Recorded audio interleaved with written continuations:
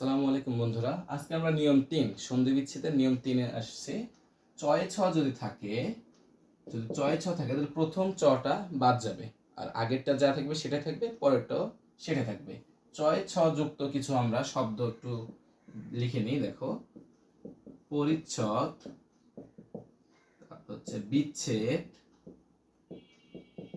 তারপর হচ্ছে বিচ্ছিন্ন, প্রচ্ছায়া,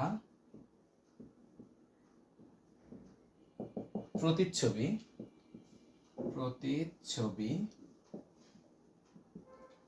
এরকম আছে। তাহলে এখানে দেখেন, প্রথমটা কি, প্রথম চ বাদ যাবে, তাহলে কি থাকবে, পরিযোগ ছেদ, পরিচ্ছেদ। তাহলে বিচ্ছেদ, এই প্রথম চ যদি বাদ দিই তাহলে কি থাকছে, বি থাকছে, বি যোগ ছেদ। বিচ্ছিন্ন কি হবে, বি যোগ ছিন্ন, বিচ্ছিন্ন। প্রচ্ছায়া, প্রযোগ ছায়া। প্রতিচ্ছবি, প্রতিযোগ ছবি।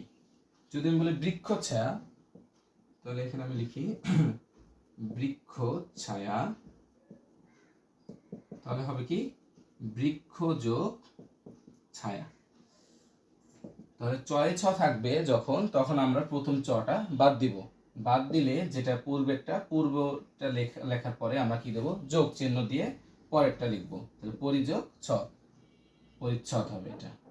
এরকম করে এখানে আবার কিন্তু আছে, ওই যে ব্যতিক্রম কিন্তু আছে, আপনারা লিখলে লিখতে পারেন। কিন্তু